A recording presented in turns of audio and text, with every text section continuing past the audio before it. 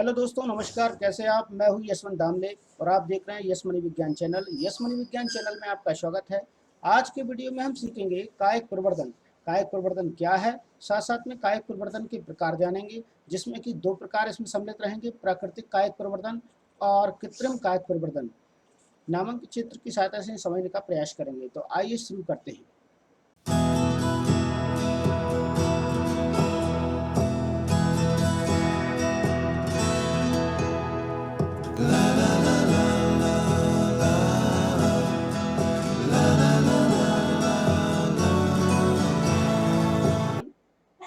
Vegetative propagation. कुछ पौधों में नए पौधों का निर्माण उसके कायिक भाग जैसे जड़, तना, पत्ती आदि से होता है। इसी को कायिक प्रवर्धन कहा जाता है या वेजिटेटिव प्रोपगेशन के नाम से जाना जाता है। इसमें अलग अलग विधियां सम्मिलित की गई हैं। सबसे पहले प्राकृतिक विधियां हैं, इसके बाद दूसरे नंबर पर कृत्रिम विधियां हैं और तीसरे नंबर पर यहाँ देखते हैं एक अलग ही विधि यहाँ पर दिखेगी, ऊतक संवर्धन। ये सबसे अलग विधि है, प्रोपगेशन से अलग विधि है। ये सिर्फ कायिक परिवर्तन में आपको दो विधियों का वर्णन करना है। एक प्राकृतिक विधि का वर्णन करना है नंबर एक पर, और दूसरे नंबर पर कृत्रिम विधि का वर्णन करना है। तो सबसे पहले प्राकृतिक विधियां देख लेते हैं। प्राकृतिक विधियों में होता है जड़ों द्वारा कायिक परिवर्तन, अर्थात जड़ों से ही उनकी जड़ों से ही कायिक परिवर्तन किया जाता है। अर्थात जड़ों में उनकी कुछ इस प्रकार से वर्ड निकलने लगते हैं, प्लांट टाइप स्ट्रक्चर निकलने लगते हैं। ये पौधे नुमा संरचना यहाँ से निकलने लगती है, तो वो जड़ों द्वारा होता है। ये डहेलिया में और शकरकंदी में आपको देखने को मिलेगा। मैं डायग्राम के थ्रू आपको बताने का प्रयास करूंगा किस प्रकार से ये प्रोपगेशन होता है या प्राकृतिक कायिक प्रवर्धन जड़ों द्वारा होता है। ये देखेंगे आप, डहेलिया में यहाँ पर जड़ ये है, जड़ से नई नन्ना पौधा यहाँ पर निकल रहा है। ये एक प्रकार से प्रोपेगेशन का ही हिस्सा है, कायिक प्रवर्धन का ही हिस्सा है। और इसे यहाँ से अलग कर कर जमीन में लगा दिया जाता है। कट करके इस भाग को जमीन में लगा दिया जाए तो एक नए पौधे का रूप ले लेता है। तो ये कायिक प्रवर्धन का ही हिस्सा है। ठीक, जड़ों द्वारा कायिक प्रवर्धन का लिए अच्छा उदाहरण है ये डहेलिया। शकरकंदी में भी हम इस प्रकार से देख सकते हैं। यहाँ से देखिए आप किस प्रकार से जी वर्टनुमा संरचना निकल रही हैं, स्टेम जैसी संरचना यहाँ पर दिखाई दे रही हैं। यहाँ से कट कर कर इन्हें यदि जमीन में लगा दिया जाए तो इससे नया पौधा तैयार हो जाता है। ये भी वास्तव में देखा जाए तो कायिक प्रवर्धन का ही हिस्सा है। ठीक, जड़ों द्वारा कायिक प्रवर्धन के आपके पास दो एग्जाम्पल हो गए हैं। दूसरे नंबर पर बताया गया तने द्वारा कायिक परिवर्तन। तो तने द्वारा कायिक परिवर्तन इसमें आलू में हमको देखेंगे। आलू में इस प्रकार से ये संरचना देखने को मिलेंगी। ये वर्ड्स लाइक स्ट्रक्चर यहाँ पर निकल आते हैं। ये आलू में आपको देखने को मिलेंगे और इन्हें कट करके हम दूसरे स्थान पर लगा सकते हैं, भूमि में लगा सकते हैं, जिससे नए पौधे तैयार हो जाते हैं, जिनसे फिर आलू काफ़ी मात्रा में प्राप्त होते हैं फसल उत्पादन के लिए। तो इस प्रकार से आलू एक तना है और तने में यहाँ आप देखेंगे प्राकृतिक विधि द्वारा ही इसमें कायिक प्रवर्धन की हमें देखने को मिलती है। आइए इसका डायग्राम देख लेते हैं। देखिए आलू में ऊपरी सतह पर आपको जो अतिवृद्धियाँ दिखाई दे रही हैं, हाइपरट्रॉफी इसमें दिखाई दे रही है। जो अतिवृद्धियाँ हैं, ये अतिवृद्धियों को यहाँ से कट करके ये आलू आई है, इन्हें कट करके यहाँ से काट करके और भूमि में लगाया जाता है, जिसके कारण इनके तने से भी नए पौधे तैयार हो जाते हैं, जिनसे कि नई फसल तैयार होती है। ठीक है, तो ये एक प्रकार से कायिक प्रवर्धन का ही हिस्सा है। ठीक, ये आलू में कायिक प्रवर्धन है। अब हम देखते हैं पत्तियों में। तो पत्तियों तीसरे नंबर पर दिया है।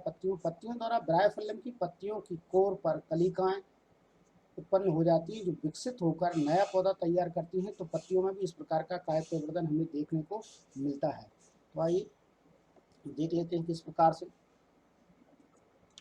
यहाँ आपको दिखाई दे रहा होगा कि स्ट्रक्चर संरचना चित्र यहाँ पर दिया गया है। वास्तव में ये ब्रायोफिल्म का है। ब्रायोफिल्म में यहाँ पर बताया गया ये यहाँ पर जो संरचना बन रही है वो कलिकाएं हैं। ये कलिकाएं वर्ष यहाँ पर बनती हैं। इन कलिकाओं को कट करके यहाँ से अगर नीचे लगा दिया जाए, जमीन में इंटर करा दिया जाए, ये सभी कलिकाएं एक एक नन्हे पौधे को जन्म देंगी।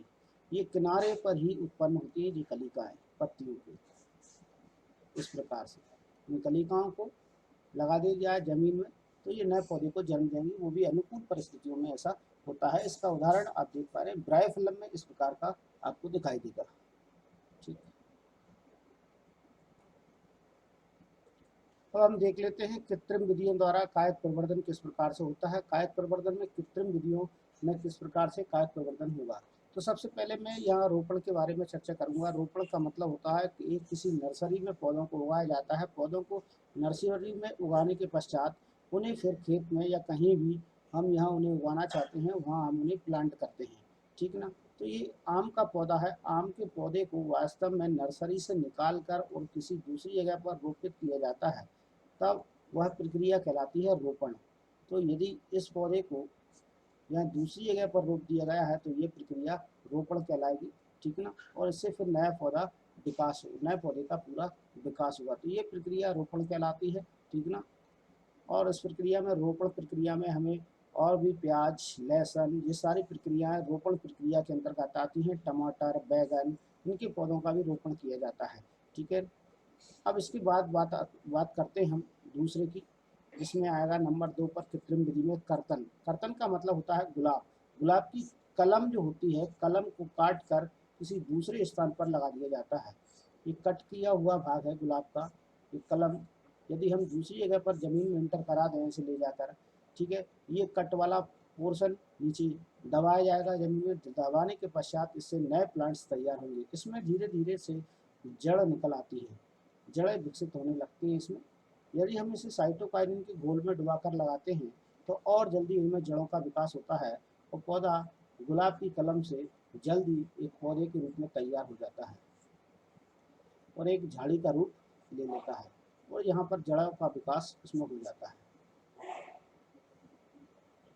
अब देखते हैं तीसरे नंबर पर हम लेयरिंग। लेयरिंग देख लिया तो चमेली के पौधे में लेयरिंग की ज़्यादा हमें देखने को मिलता है। लेयरिंग का मतलब होता है पौधा, जो भी पौधा उगा है, चमेली का पौधा यहाँ भी लगा है, उसकी एक डाली को लेकर जमीन के अंदर दबा दिया जाता है, रोपित कर दिया जाता है, फिर वह वहाँ से एक नन्हा पौधा बनकर बाहर निकलता है।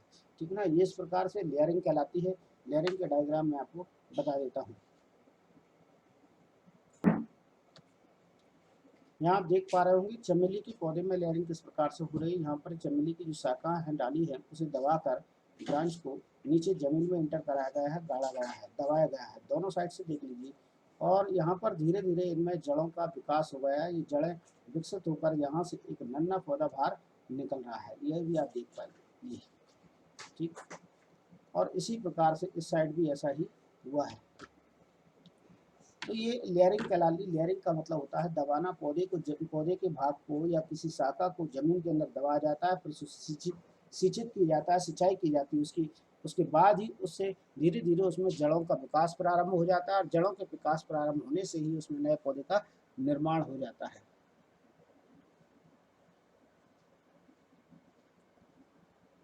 यहाँ आपको अगला टॉपिक के रूप में दिखाई दे रहा है ऊतक संवर्धन। ऊतक संवर्धन या टिश्यू कल्चर एक नई विधि है जिसके द्वारा पौधों को उगाया जाता है।